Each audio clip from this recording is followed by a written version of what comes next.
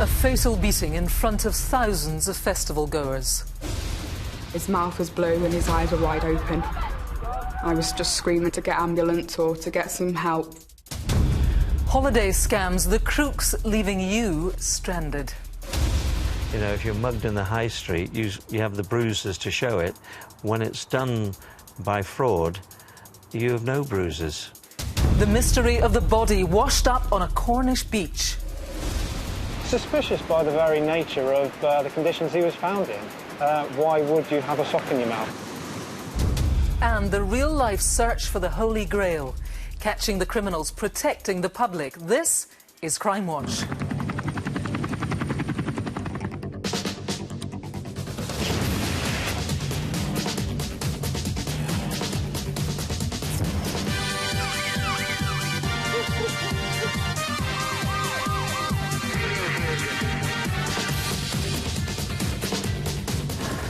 Hello and welcome to Crimewatch. We are live for the next hour with this month's latest crime investigations, news and appeals. There are dozens of detectives in the studio right now, all hoping that you can crack their cases. I've also got my latest collection of faces, people wanted for GBH, drug dealing and murder. And some incredible CCTV, including this master of disguise, robbing a shop with a plastic bag on his head. And I'll have the exclusive inside story of how counter-terrorism officers caught a lone wolf setting off bombs across the West Midlands. The absolute pressure on us there is to put a name to the bomber and actually arrest him. Let's get him off the streets before any more bombs are set. Now, as we approach the end of July, we're in the middle of the summer festival season. Just last month, a group of 5 friends headed to the Parklife Weekender in Manchester, an event that is attended by around about 70,000 people each and every day. But what should have been a highlight of their summer went horribly wrong, and it all happened in front of thousands of witnesses.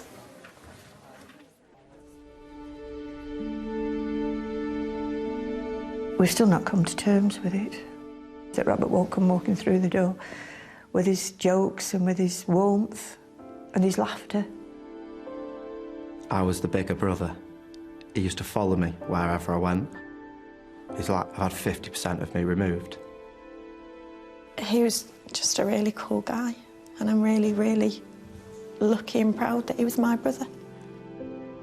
We were pretty much inseparable since the day we met. He was my best friend. He really was.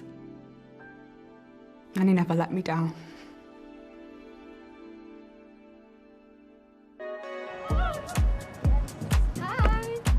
On Saturday, the 7th of June, Robert and his girlfriend Gemma met up with 3 of their friends. They were all going to the Parklife Weekender music festival in Manchester. He loved his guitar. Everything was based around music and making sure that when we went out, it was, you know, a good lineup. We'd been to Parklife the year before, but he had gone out and got the tickets and came home and told me that he had a surprise for me. He was kind, very funny. He loved life. Wherever he was, he just, everybody would smile. He's the youngest, but he was such a fab uncle. He was the best.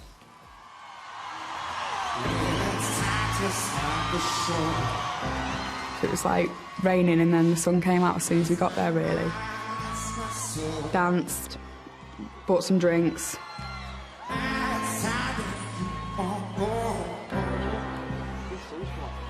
We just sat there and spoke to people and had pictures taken with them. Just had a lovely time together, just talking.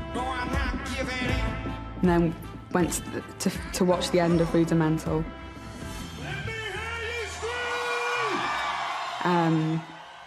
After that, we were just waiting for Snoop Dogg to come on. There was an inflatable doll. It got chucked over once and then chucked back over. And then the second time, it hit me, covered me in mud. And that's when Rob turned around. What are you doing? He actually said he didn't want any trouble. and that's when they've turned into a scuffle. I was trying to get Rob away. He's 6'3", I'm 5'2", so I couldn't really do a lot, and that's when I got knocked over.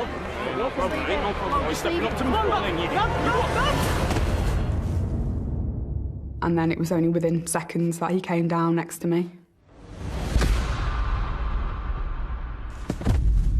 Robert! Somebody help me! He wasn't breathing. His mouth was blue and his eyes were wide open. Robert! Please! I was just screaming to get ambulance or to get some help. Luckily there was 2 trained nurses on the scene. Someone just said to me, "We've got him back." The next thing I knew, he was just apologising to me. He was dazed, you know. But then you think, because people are telling you that he's all right, and it was far from it, really.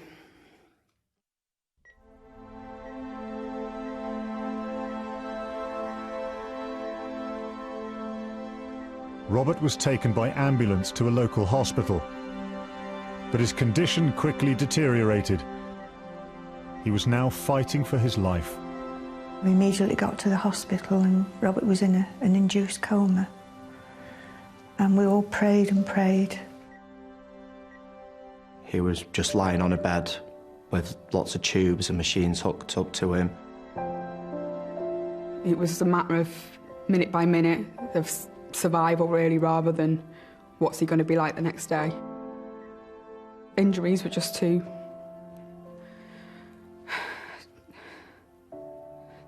bad for him to recover. They tried everything for my little brother. And then we made a decision as a family for him to donate some of his vital organs to save other people's lives, which I know that's what Bobby would have chosen. The attack, it was so severe that sadly he just lost his life, he just lost the fight.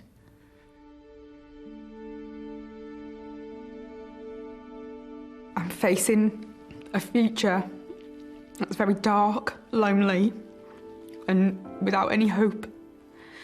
And someone has taken that away from me and taken that away from him, all of his dreams, all of his ambition. One question that we wanted to ask is why. He hadn't gone to look for trouble. He'd gone simply because of his love of music. Bobby would have gone and handed himself in if the shoe was on the other foot. And to me, that takes guts. And I would class this lad now as a coward. You come forward and you tell my little girl and my nieces and my nephews where's their uncle gone and why he's gone. This guy didn't come to the festival to kill anyone. But when someone says they don't want any trouble, and then he punches someone with so much force and violence to do some serious damage, whether he wanted to or not, he'd killed someone.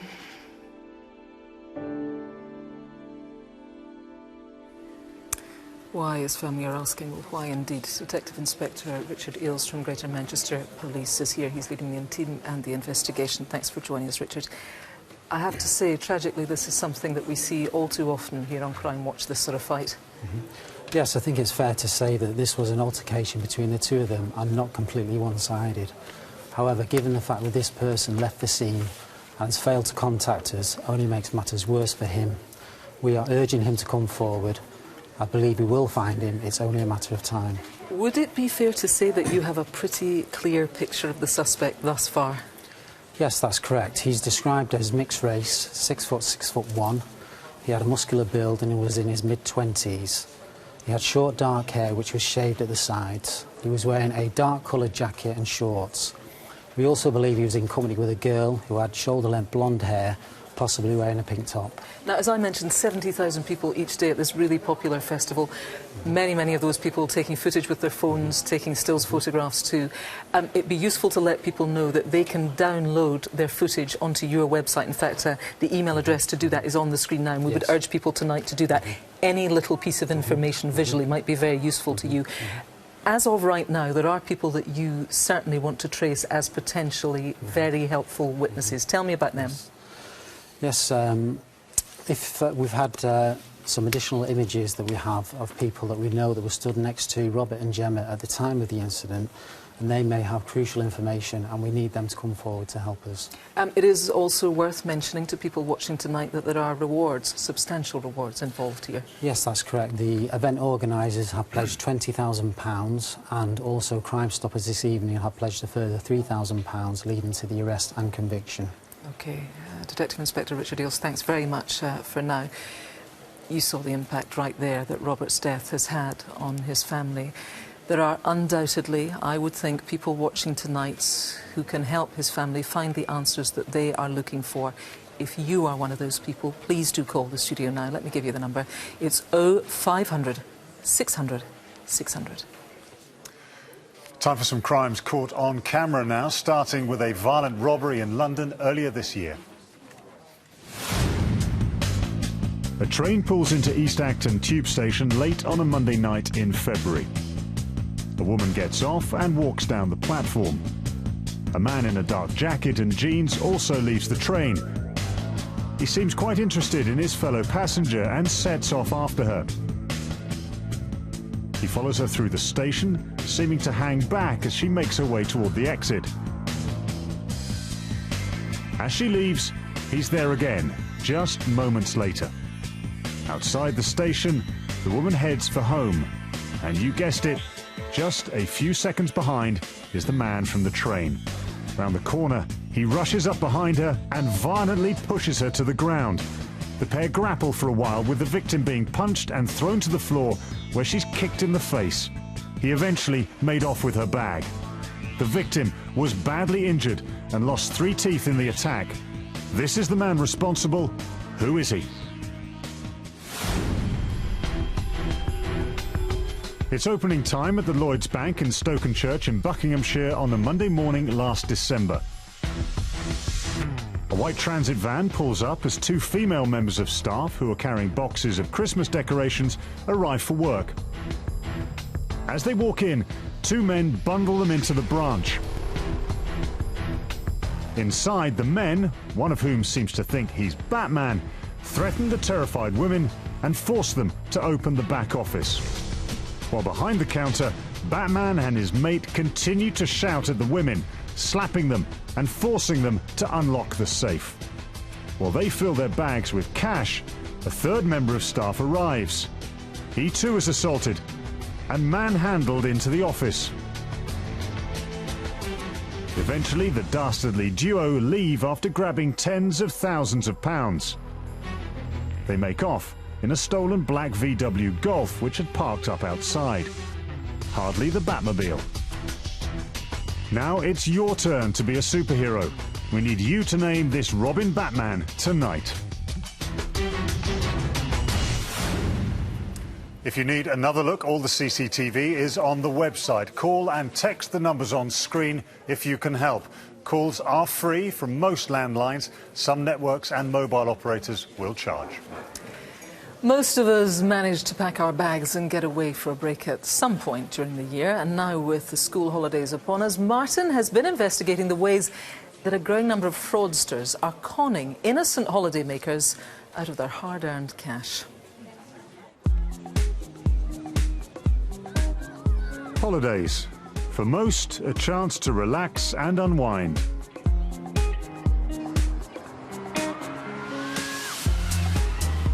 But for a growing number of holidaymakers, that's not necessarily the case.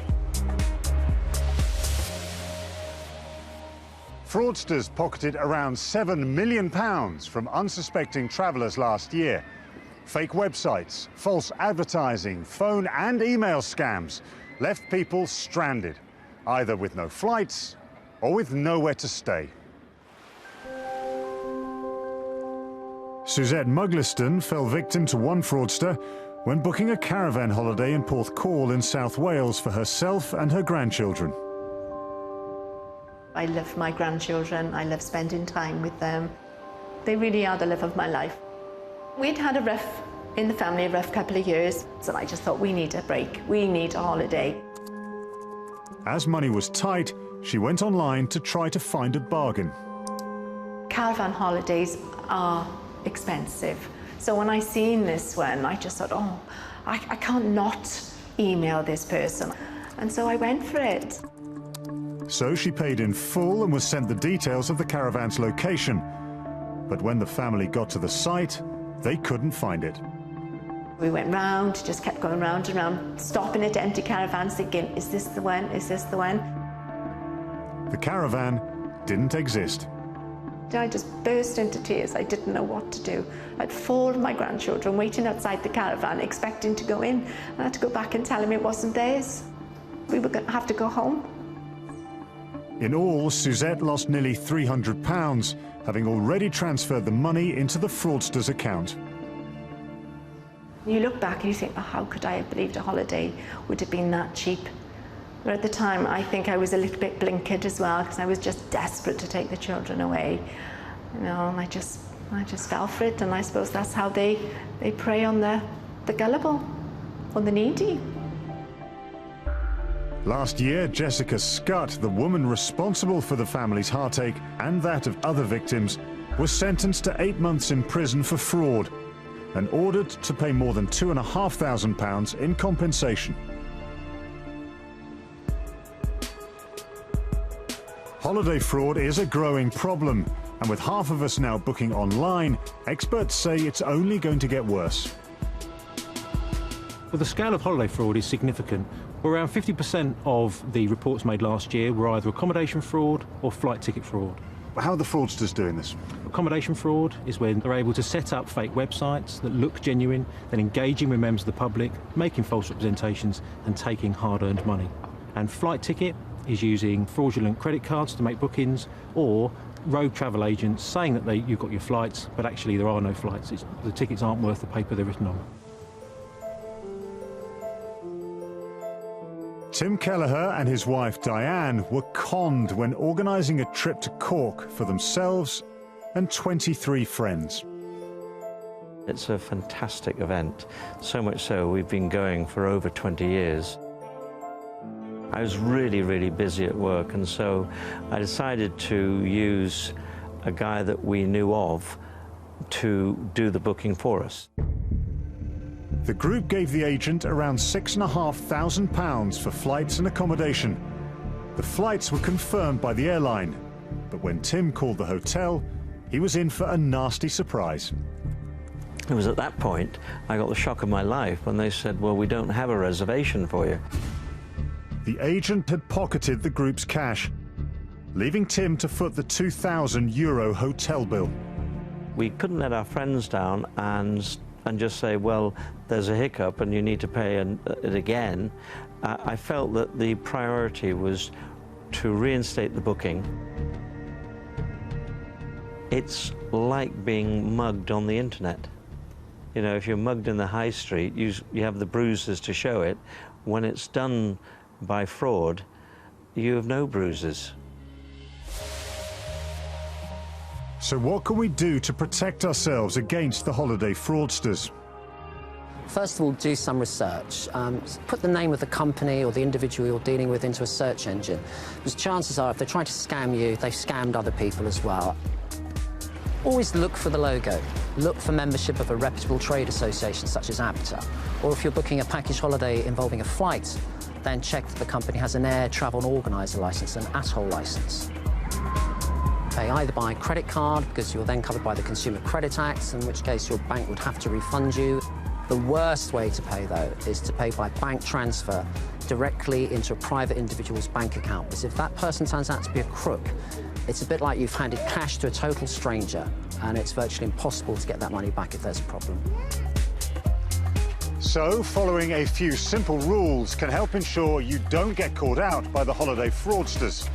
All you need to worry about then is the weather. Well, if you want to take another look at Martin's report or need some more advice, then just head to our website. Still to come, the brutal murder of a university student on her way to lectures in Colchester. And how a forensic artist helped police in an otherwise baffling case. The body can be in a totally different state depending on when they were found, where they were found, what had happened to them. So I altered the image to try and show a realistic interpretation of him. But first, Matthew has got a roundup of the latest crime news.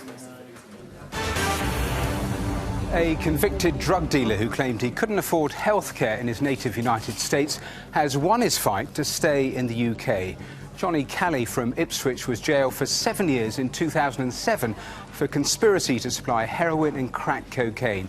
He'd been fighting deportation on the grounds both he and his partner rely on free NHS care. The Home Office said it was disappointed by the ruling and have appealed. Now, can you help in the search for the Holy Grail? A wooden cup or chalice known as an Anteos cup was stolen from a house in Herefordshire between the 7th and 14th of July. The priceless artefact was believed by some to be the Holy Grail, but has since been proved to be made some 1,500 years after the crucifixion. Well, officers from West Mercia Police are in the studio tonight, ready to take your calls. If you can help to track it down, get in touch now. Finally, a fugitive may have been on the run in Sheffield, but that didn't stop him from finding the time to find police guilty of criminal inaccuracy. Burglar Daryl Burberry got in touch with his local newspaper, The Star, after South Yorkshire Police said they believed he could be heading for his home in Heeley. Well, in his handwritten letter, he said, "You couldn't be further from the truth. My home roots are the manor estate of Sheffield."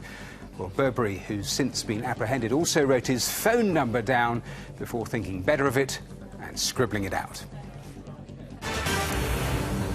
Now, in our last programme, we appealed for your help to catch the killer of James Atfield. You remember that James was murdered in a brutal knife attack in Colchester that happened at the end of March. He had been stabbed 102 times. Well, only a few weeks after our appeal, Saudi Arabian student Nahid Al-Mania was also murdered in Colchester. The 31-year-old's body was found a mere 2 miles from where James was killed. Nahid had been on her way to a lecture at the University of Essex when she was stabbed 16 times. Well, DCI Lucy Morris, who's leading the investigation into Nahid's murder, joins me now. It's going to be very difficult for Crimewatch viewers not to listen to those two cases and somehow think that they are linked. What would you say to that? We hadn't ruled out that possibility, but there's no definitive evidence linking the two murders. They remain separate investigations, but run in parallel. OK, so tell me what you do know about Nahid and what happened to her. Well, at 10:37 in the morning on Tuesday, the 17th of June, a member of the public found Nahid's body on a footpath off Avon Way in Colchester. They called for an ambulance, but unfortunately they couldn't save her. As you say, she'd been stabbed 16 times. Now, we are pursuing a number of different theories, but there's no clear motive, and she doesn't appear to have had anything stolen.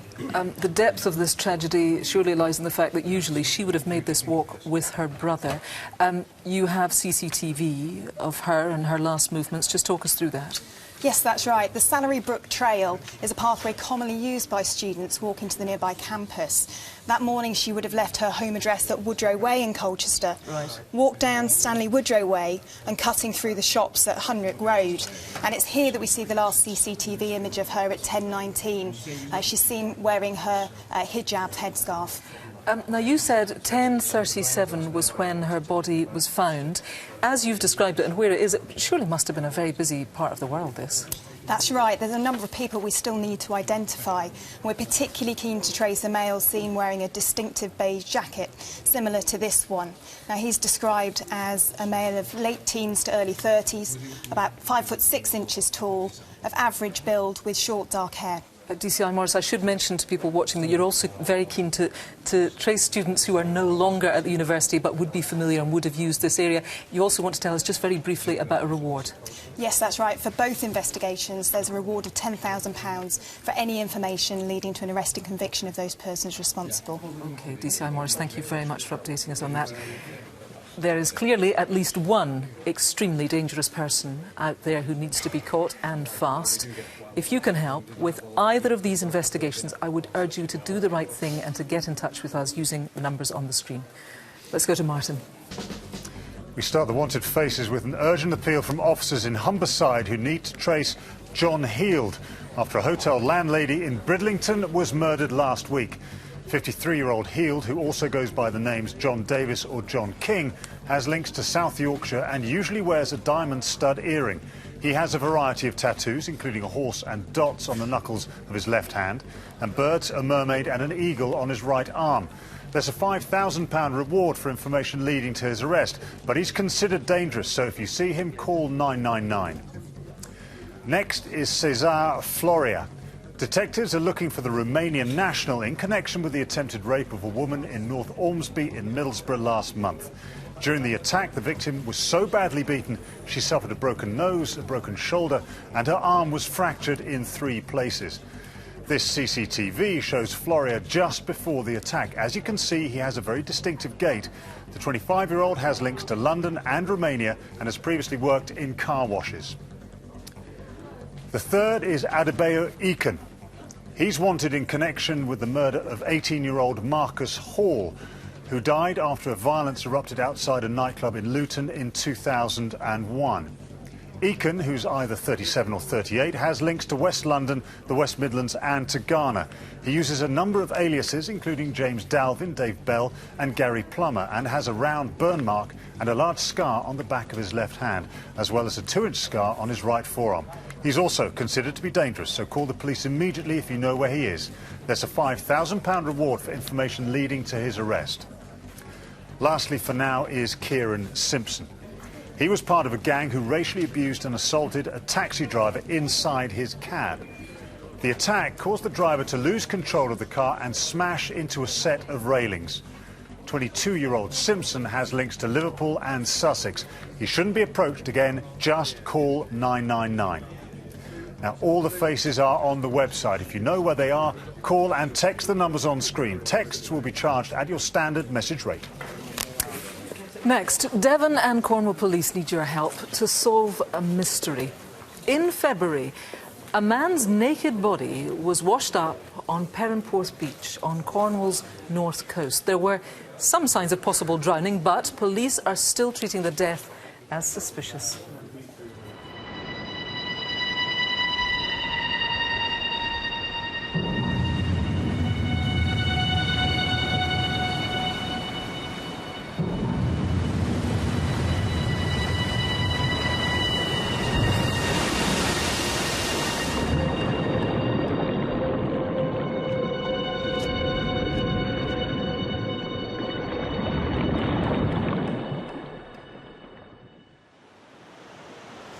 It was a dog walker who made the grim discovery.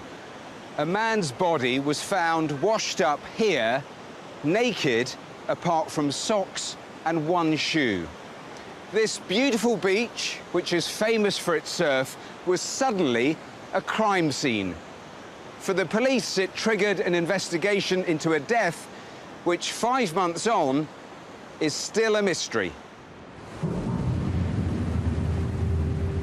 As well as some signs of drowning, the man also had significant injuries to his chest and to his head and hand. Bizarrely, he also had white headphones looped around a sock, which was in his mouth. We didn't have anything to go on at all, really. We had a body washed up on the beach. We didn't have any clothes or identification. We didn't know where he'd gone in. We didn't know how long he'd been in the water even. So it was a really challenging investigation right from the start. We are used to having bodies washed up on the beach being a coastal area. This was very different, though. And instantly suspicious. Suspicious by the very nature of the conditions he was found in. Why would you have a sock in your mouth? It's not a usual way of finding a body on the beach. The Coast Guard had also attended the crime scene in response to the initial 999 call. Matt, in a situation like this, what are the first things that the Coast Guards are actually considering? Well, our prime concern is search and rescue, so we'll be worried about if there's anybody else in difficulties, whether someone's fallen off a boat, whether a boat has sunk, whether it's a group or an individual in difficulties on the coast. The key to this investigation is obviously working out when and where he got into the water. There are so many variables, aren't there? It ranges on a whole load of factors. It can be the weather, it can be the sea conditions, the build of the person. If you and I went in the sea at the same time, there's no way we'd end up in the same place purely because of the difference in the way we're built. Police searched the beach. They found a rucksack and a shoe which matched the one the man was wearing. A dark jacket had also been washed up onto the beach. It contained a wallet with £95 cash, but no bank cards, and just this photo of a young boy. On the back, it was dated 1952. It wasn't much to go on. Police released the photo of the boy to the public in the hope that someone would recognise it. No one came forward.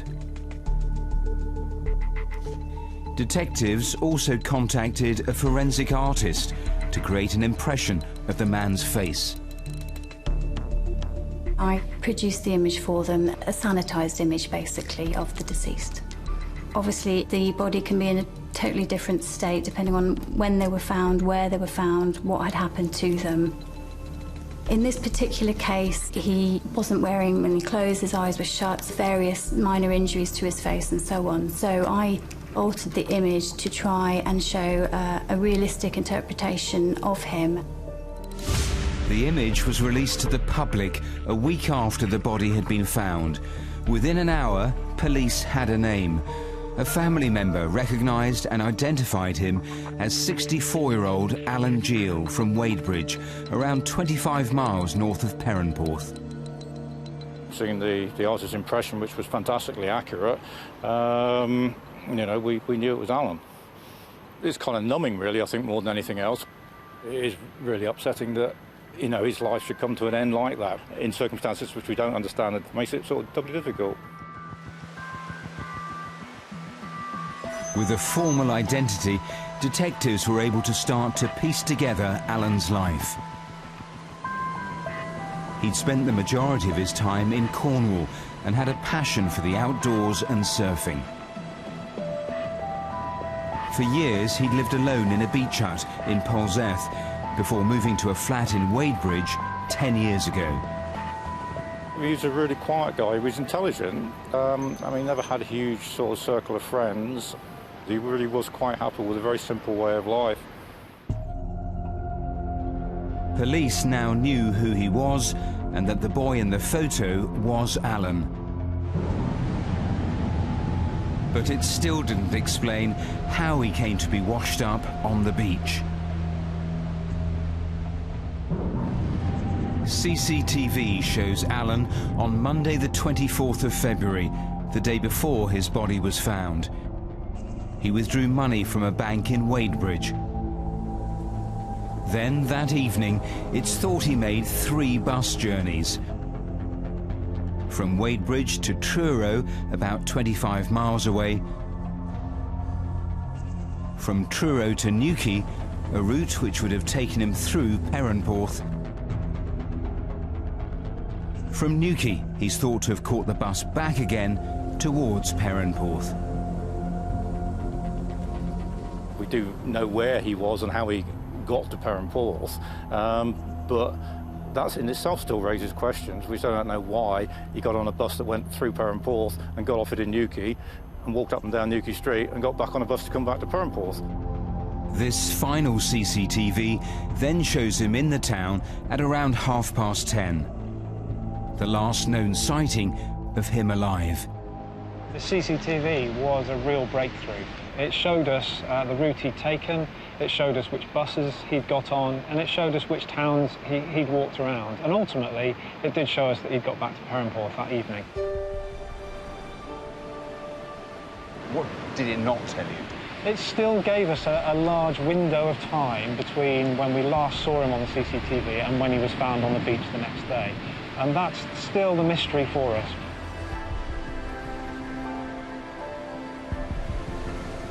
Did he meet anyone? Did he see anyone? What was he doing during those last few hours? We still don't know that.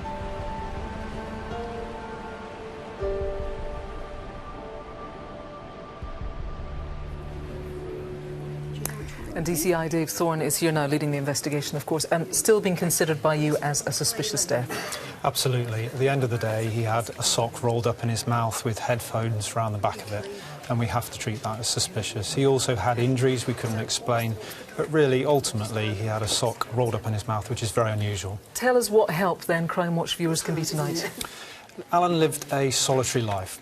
He didn't have any close contacts. We need to know whether people had contact with him. We need to know whether people met him, particularly on that evening. DCI Thorne, will you just take us through that CCTV again, just to give viewers another chance to take a look at it? Where and when? Alan took a bus to Truro. He arrived at Truro about 6:15. This is him getting off the bus. He walks around Truro for a little while before getting another bus to Newquay. This is him in Newquay. At about 8:15, he's had to travel past Perranporth, but he then gets another bus back to Perranporth, which is him there, seen at about 10:30. Yeah, so does anybody remember seeing him on that evening? Just quickly take us through the journey here. So he's taken the bus from Wadebridge down to Truro. From Truro, that he then goes via Perranporth to Newquay, gets off, gets another bus back to Perranporth. We thought it looked like a light jacket. In fact, you recovered a dark jacket on the beach. The jacket on the beach was much darker than the one seen in CCTV. We want to know whose jacket that was, where that's come from. OK, Dave, for now, thank you very much indeed. If you can shed any light at all on what happened to Alan, please do get in touch using the usual numbers on the screen. Or, of course, you can speak anonymously to Crime Stoppers. They're on 0800 555 111. And if you yourself have been a victim of crime, there is the Victim Support Line. Their number, 0845 30 30 900.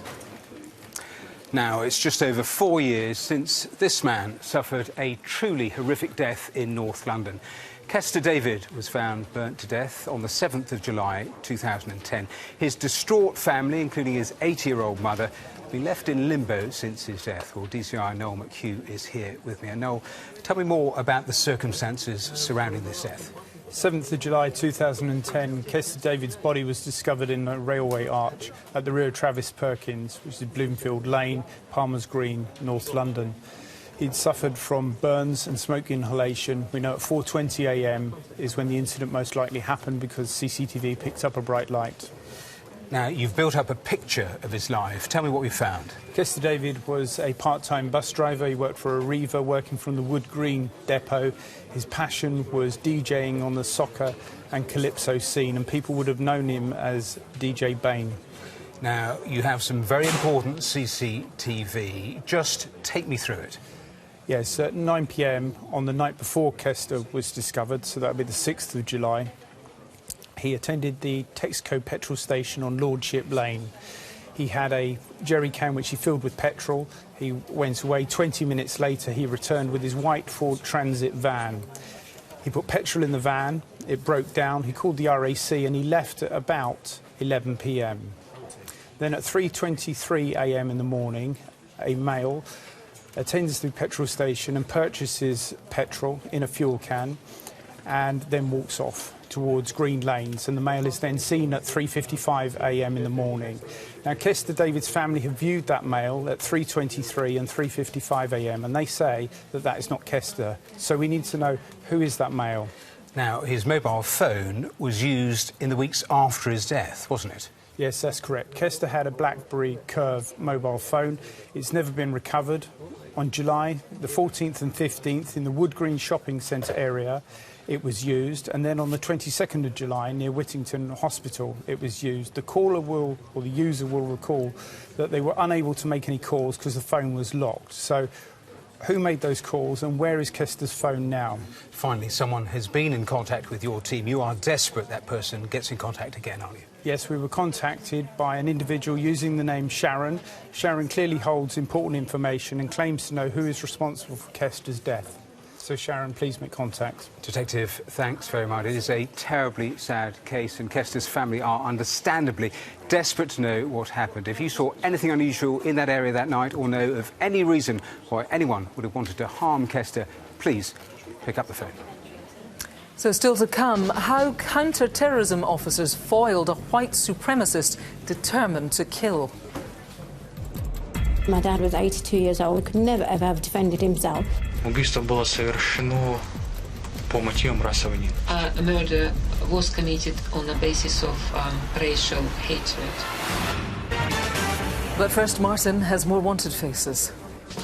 We start this time with Lamonas Sapuskas, who's wanted after he failed to turn up at court to stand trial for GBH with intent after a man was attacked by a gang armed with a crowbar and a hammer. The 41-year-old has links to Lithuania, the West Midlands, Somerset and South Wales. He's a big chap at 6'4" and is described as being of extremely heavy build. Next is Darren Byrne, although police aren't convinced that's his real name. He's wanted in connection with a conspiracy to supply drugs worth more than £5.5 million. The 31-year-old has connections to Dublin and Liverpool. Number 7 tonight is Nijio Habib. The 44-year-old is wanted in connection with an incident during which bullets were fired and a hand grenade thrown at a house in Essex. Habib, who has connections to Ilford, London and Birmingham, has a small scar on the side of his nose and is described as having a London accent. He also goes by the names Claudio Mohammed or just Jimmy. And finally we have Nigel Anthony Rowell, but he uses lots of other names including Nick Rowe and Nigel or Nicholas Powell. Detectives want to speak to him about a series of burglaries and thefts, the most recent of which saw 3 guns, thousands of pounds worth of computer equipment and a Land Rover stolen from a small business in Devon where Rowell had been working. The 49-year-old has links to Weston-super-Mare, Blackpool, Birmingham, Bournemouth and throughout Devon. Rowell, who has a Brummie accent, should not be approached. Call and text on the usual numbers if you recognise any of tonight's faces. They're all on the website and available on the red button until midnight. Now, updates on some appeals that we've featured, and in March we brought you the case of 36-year-old Simon Holdsworth, who was killed as he made his way home from work in Sheffield. Happened just before Christmas. Well, 2 weeks ago, 45-year-old Sean Wainwright of Dagenham Road in Sheffield was charged with Simon's murder. He is currently on remand and will appear in court again in November. We'll update you on that when we can. We can also bring you the latest on the murder of Jean Campbell. The 53-year-old died after being attacked while walking her dog near her home in Glasgow in December. Well, this morning, a 21-year-old man from Glasgow was committed for trial, accused of Jean's murder. He was remanded in custody. Now, many of you will remember this face. Elaine Doyle was just 16 when she was murdered after a night out in the small Scottish town of Greenock back in 1986. Well, in 2011, we reconstructed her last movements and appealed for your help to find her killer. Well, the following year, 49-year-old John Doherty from Greenock was arrested after his DNA was found to match that taken from the scene. And last month, Doherty was convicted of Elaine's murder. Sadly, Elaine's father, Jack, died before he saw her killer convicted. Doherty will be sentenced next month. The last of our CCTV now, starting with a chilling attack on a woman in Manchester city centre just before Christmas. A woman is walking to work early on a Sunday morning. Just behind her is a man with his hood pulled up. As she walks, he quickens his pace to keep up with her. He follows her for a while along Deansgate.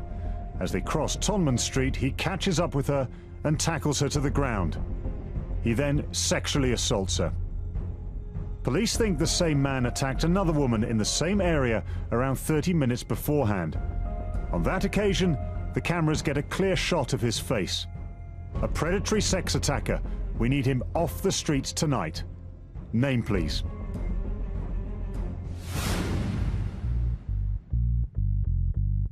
A residential street in Dean in Bolton on a Wednesday morning in May. A bloke in a hoodie is hanging around. As he wanders into the road, a 79-year-old woman who's walking home after collecting her prescription passes behind him. Another man follows the old lady into the lane. He walks behind the pensioner as she slowly makes her way down the alley towards her back gate, while the man in the hoodie stands guard. As the lady takes out her key, he grabs her handbag, the force pulling her violently to the floor. The thieving pair then run off with the bag. These lowlives robbed an elderly woman. Now, the images aren't great, but the victim did say the men spoke in a foreign language. If you know who they are, please tell us their names.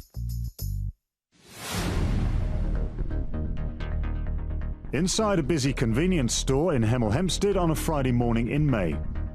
As the female cashier finishes serving one customer, a man in an extremely high-tech disguise walks in. Look, it's even got eye holes. But despite his comedy appearance, he's not messing around. Behind the counter, he pulls out a knife and threatens the woman, who opens the cash drawer for him. He grabs the notes from the till before calmly walking out past a couple of school children. Now we need your help to bag this random robber tonight. He may be masked, but someone knows who he is. If you can name anyone featured in tonight's CCTV, please get in touch. And of course, you can take another look on the website. The ever-present threat of terrorism is, sadly these days, a harsh reality for all of us. Imagine, if you will, the possibility of a terrorist on the loose setting off a series of bombs, each just a week apart. Well, it happened last summer in the West Midlands. The explosions were timed to hit worshippers attending Friday prayers in mosques, and it was clear the bomber wouldn't stop until he was caught.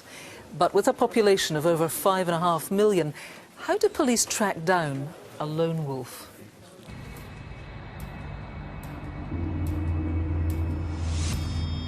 It's a real nightmare scenario. We just didn't know who was behind this. We just had to find that bomber before the next bomb went off.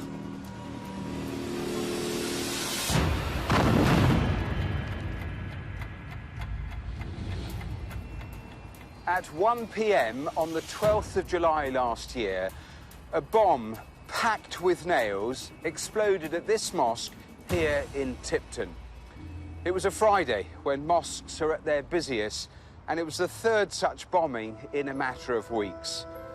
If that pattern continued, the counter-terrorism teams had just 7 days before the next attack. With over 200 mosques as potential targets, their task was huge. The 3 bombs had all been detonated in the West Midlands.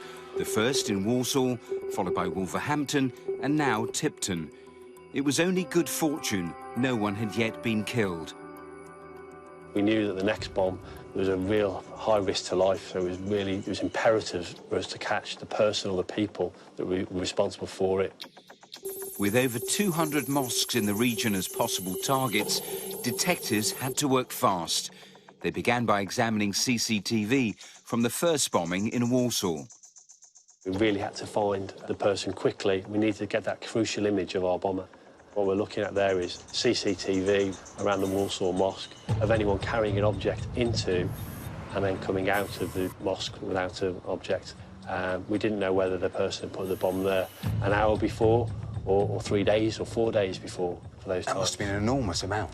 Yeah, there's thousands of hours worth of CCTV. After following dozens of potential suspects on CCTV, the trawl finally revealed one man whose suspicious actions stood out. The white man in dark clothing was seen carrying a bag outside the mosque just before the explosion. The key then was to follow that person on a number of CCTV cameras, just trying to find that clue to who that person was, where they lived, so we could identify and arrest them as quickly as possible. As well as the CCTV images of the suspect, detectives had one other significant lead. The remnants of one of these, a child's lunchbox used to conceal the first bomb. Having now pinpointed the main suspect, next they needed to trace his journey to the mosque. After following his route in reverse on dozens of cameras, they finally got a clear image of his face, and he was carrying a green Asda bag. Detectives were convinced the lunchbox containing the bomb was inside that bag. We went to the local Asda in Small Heath with the Asda bag and found out when they'd sold those bags during that day, and we found the CCTV for each of those transactions. At that point, then we found our bomber had bought the green Asda bag, but crucially had also bought the child's lunchbox. That child's lunchbox contained the bomb.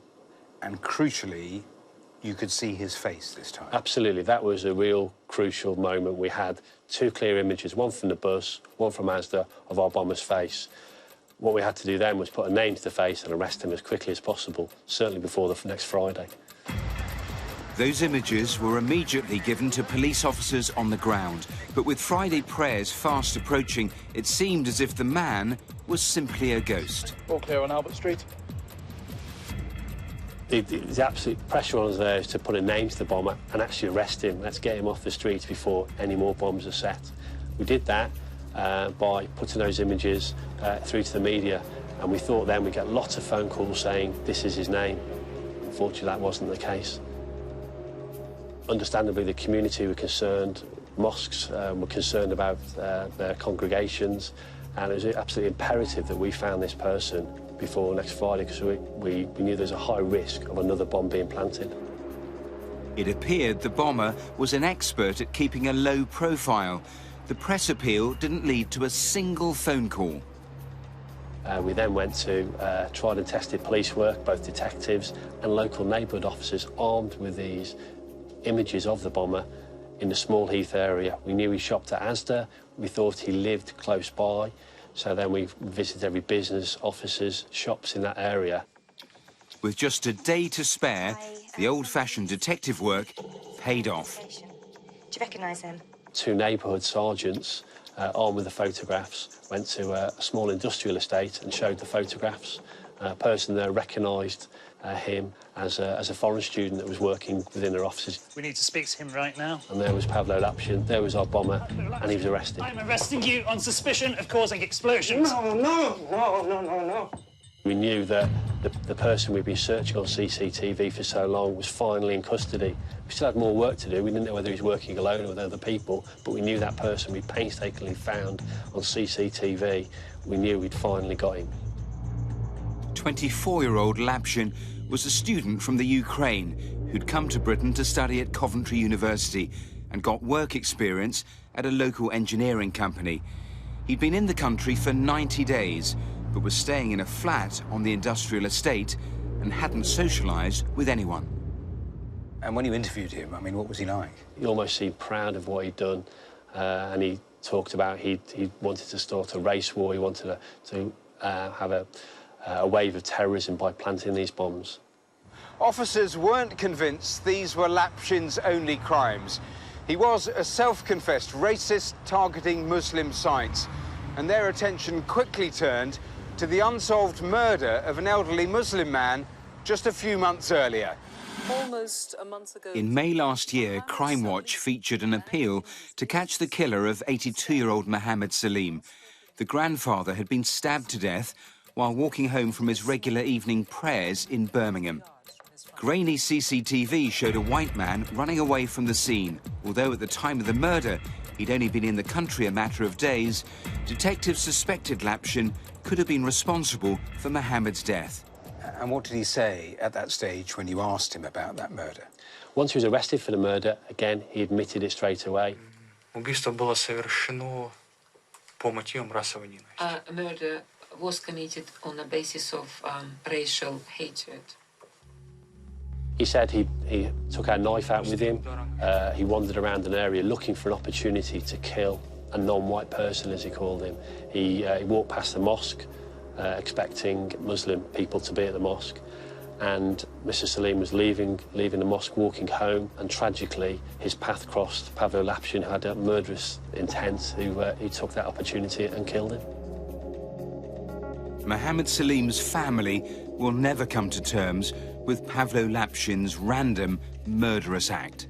This man, Pavlo, came into the country. He'd been here, what, 2 days, 3 days before he struck and he killed my father. So he came with the intent of killing a Muslim man, and he picked my father. And Pavlo is a strapping young man, and, you know, my dad was 82 years old, could never ever have defended himself.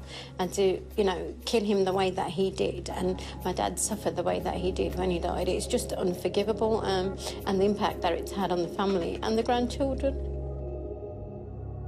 Mohammed Salim was Pavlo Lapshin's only victim, but he had intended for his campaign of terror to last much longer. In his room, we found other bombs ready to go. We knew he would have carried on if he had not been stopped. I think he's an extremely evil but misguided individual. He's influenced by right-wing ideology, came to Birmingham, killed a defenceless elderly gentleman and caused real fear and concern amongst the whole community with his bombing campaign, and rightfully he's behind bars.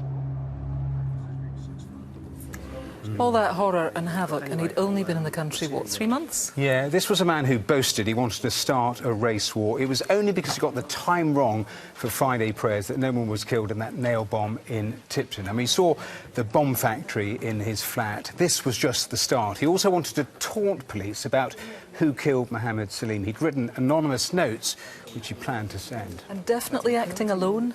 Yes, they went to Ukraine, they analysed his phones, his computers to see if he was part of a cell or a right-wing group. He was a loner, but the computers were packed with white supremacist material driving his hate. There was also this video of him testing one of his early bombs. It's worth seeing.